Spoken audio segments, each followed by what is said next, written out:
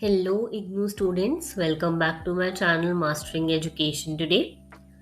अगर आप लोगों का भी इग्नू का रिजल्ट आ चुका है और आप मार्क्स देखकर कंफ्यूज्ड हो या फिर डिसअपॉइंटेड हो या फिर आपको ऐसा लग रहा है कि ये मार्क्स मेरे नहीं हो सकते, तो आज का वीडियो आप लोगों के लिए बहुत इंपॉर्टेंट है।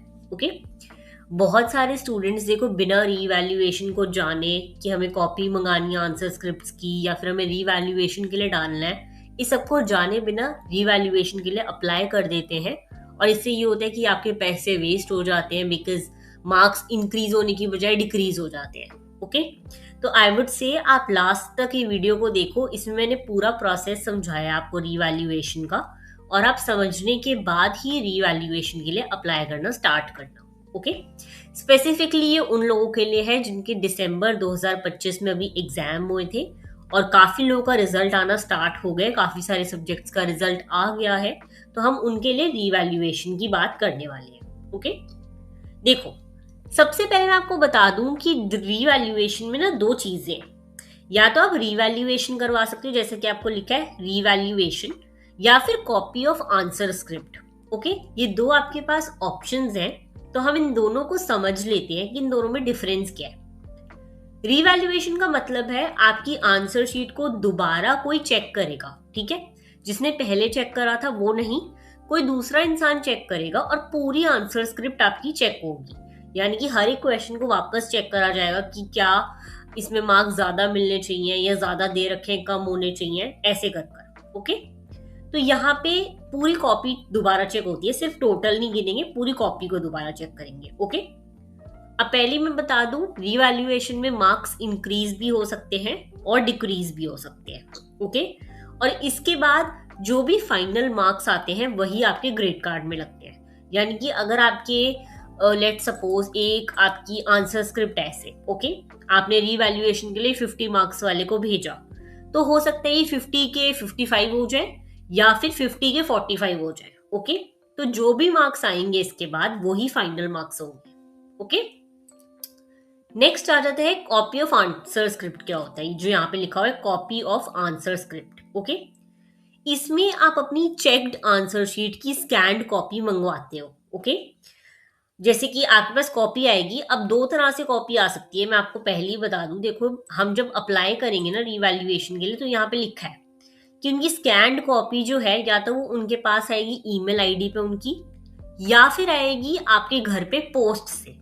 ओके, दो ऑप्शन है, इसमें आप अपनी कॉपी को मंगवा के देख सकते हो कि क्या एग्जामिनर ने मुझे सही मार्क्स दिए हैं या फिर कहाँ मार्क्स कट किए हैं या फिर मेरा टोटल सही है या नहीं। ओके, ये ऑप्शन सेफ होता है अगर आप पहले देखना चाहते हो कि कोई प्रॉब्लम है या नहीं। ओके, अब मैं आपको बता देती हूँ कि पहले कॉपी ऑफ आंसर स्क्रिप्ट्स मंगाना सेफ है या फिर रीवैल्यूएशन, क्योंकि दोनों की फीस बहुत अलग है। मैं आपको क्लियरली बता दूं, पहली बात तो रीवैल्यूएशन की फीस होती है 750 रुपीज। ओके, कितनी होती है? 750 रुपीज। ओके, आप ये भी देख लो, रीवैल्यूएशन आप कब करवा सकते हो? Within 30 days from the date of declaration of results, और फोटो कॉपी आप विद इन 45 डेज मंगा सकते हो। ओके, अब इसका रिवाइज होने का टाइम भी यहाँ पे क्लियरली लिखा हुआ है 40 डेज और 30 डेज। ओके, मैं आपको क्लियरली बता दूं पहले तो कि इनकी फीस कितनी कितनी होती है। रीवैल्यूएशन की फीस होती है 750 रुपीज पर सब्जेक्ट, 750 रुपए। ओके, वहीं कॉपी ऑफ आंसर स्क्रिप्ट मंगाने की फीस होती है 100 रुपए।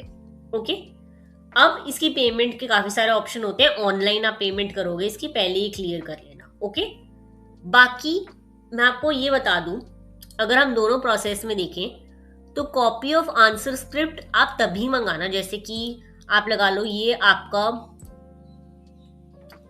आपका आंसर स्क्रिप्ट है। ओके, तो आंसर स्क्रिप्ट में आप यहाँ पे क्लियरली देख सकते हो कि देखो 50 मार्क्स है। ओके, अगर आपको लगता है कि मुझे ज्यादा मिलने चाहिए थे, तो आप कॉपी ऑफ आंसर स्क्रिप्ट मंगा के देख सकते हो कि आपके ज्यादा बन रहे हैं या नहीं। उसके बाद अगर आपके 1-2 नंबर ज्यादा बढ़ रहे हो तो रिवैल्यूएशन में जाने की जरूरत नहीं है।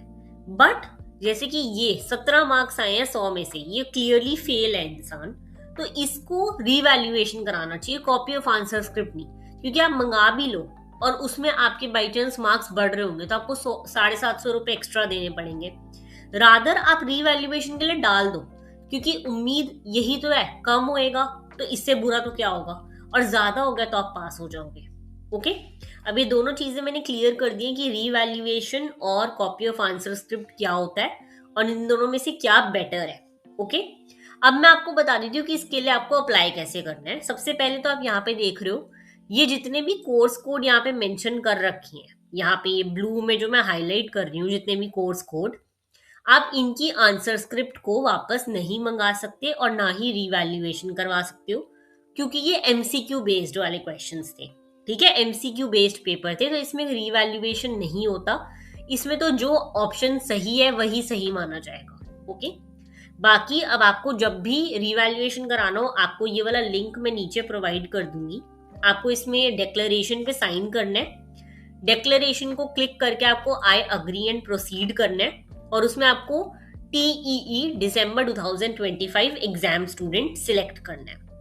आप जैसे इस पे सिलेक्ट करोगे, आपके पास कुछ ऐसा पेज आ जाएगा जिसमें आपको एनरोलमेंट नंबर फिल करना है अपना।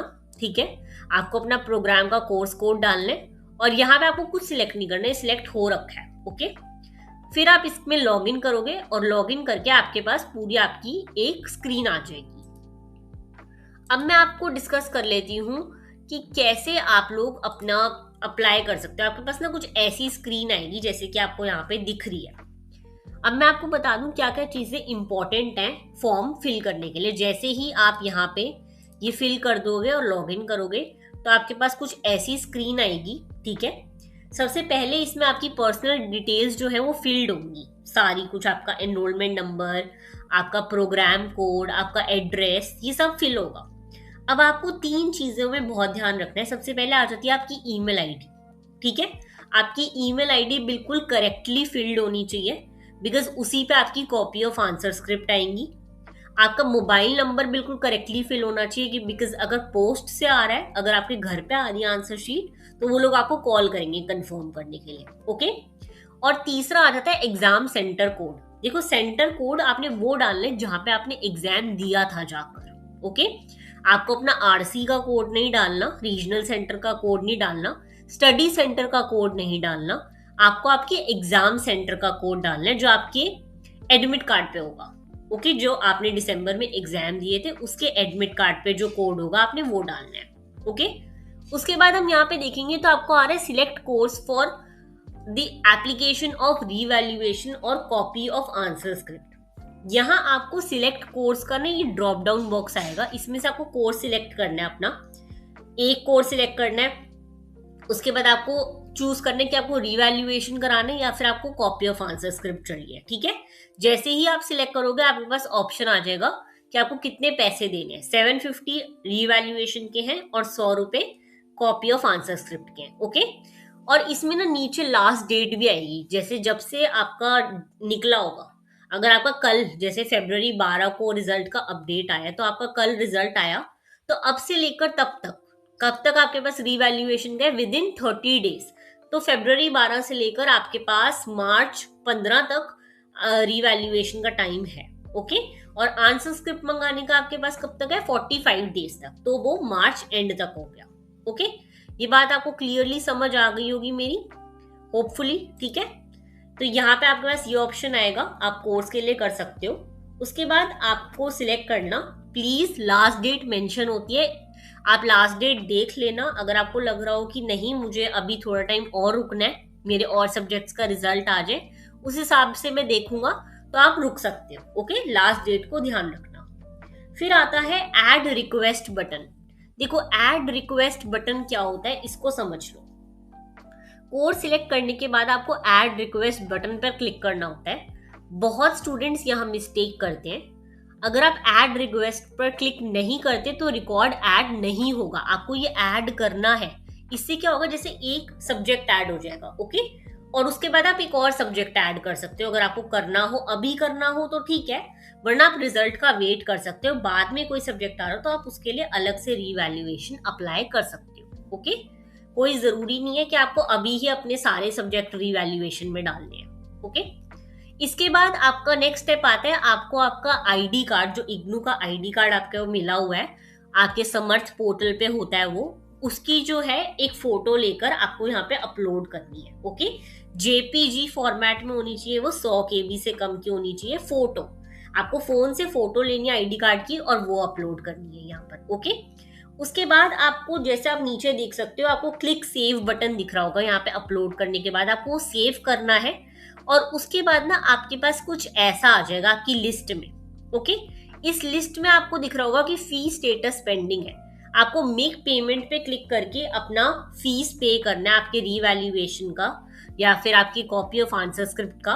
और जैसे ही आप पेमेंट करोगे तो आपके पास रिजल्ट जो है रीवैल्यूएशन का आ जाएगा। कुछ 15-20 दिनों बाद स्टार्ट हो जाएगा आना, और कॉपी ऑफ आंसर स्क्रिप्ट आपके पास आ जाएगी 10 दिन में मैक्सिमम। मेरे को लगता है 10 दिन, इससे ज्यादा नहीं लगेंगे।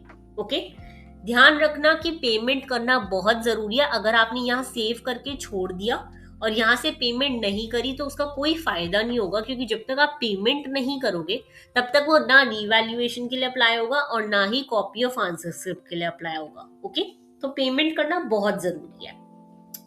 अब मैं आपको बता देती हूँ कि क्या चीजों का आपको ध्यान रखना है।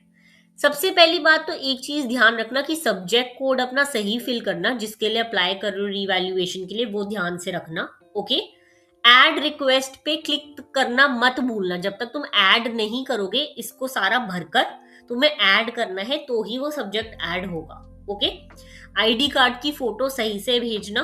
ठीक है, किसी भी एमसीक्यू वाले पेपर के लिए अप्लाई मत करना क्योंकि उसका रीवैल्यूएशन नहीं होता। ओके, और अब मैं तुम्हें बता दूं, अगर तुम्हारी आंसर स्क्रिप्ट कुछ ऐसे दिख रही है ना, तुम्हारा जो रिजल्ट आया है वो कुछ ऐसा दिख रहा है, तो देखो जो ये सब्जेक्ट है ना जिसमें 100 में से 50 नंबर आए हैं, इसमें अप्लाई मत करना, ना रीवैल्यूएशन ना copy of answer script. 50 number अच्छे होते हैं, इससे ज्यादा 65 आ रखे हैं, 50 65 ये बहुत अच्छे नंबर है, इनमें कुछ भी अप्लाई मत करना। ओके, अब बात करते हैं जैसे कि 17 मार्क्स आ रखे हैं, इसके लिए रीवैल्यूएशन अप्लाई करना। Okay, copy of answer script नहीं मंगाना, रीवैल्यूएशन अप्लाई करना है, बिकॉज यहाँ पे मार्क्स बढ़ने ही चाहिए।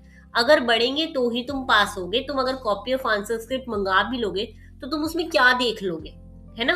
तुम्हें बाद में फिर से 750 रुपए देने ही पड़ेंगे उसको रीवैल्यूएट कराने के। ओके, अब दूसरा ऑप्शन अगर हम देखें तो 41 मार्क्स जहां आ रहे हैं, इसमें तुम कॉपी ऑफ आंसर स्क्रिप्ट मंगा सकते हो कि तुम्हारे मार्क्स बढ़ रहे हैं या नहीं वो देखने के लिए। लेकिन जिस सब्जेक्ट में तुम फेल हो रहे हो उसमें तुम लोग प्लीज रीवैल्यूएशन के लिए ही अप्लाई करना। और अगर किसी सब्जेक्ट में तुम्हारे ये 50 से ऊपर मार्क्स आए हैं तो उसमें कुछ भी मत करना, ठीक है, क्योंकि वो ऑलरेडी अच्छे मार्क्स हैं। ओके, होपफुली मैं आपको बता दूं, देखो अगर आप 5-10 मार्क्स से फेल हो या बॉर्डरलाइन केस है तो रीवैल्यूएशन बहुत हेल्पफुल रहेगा।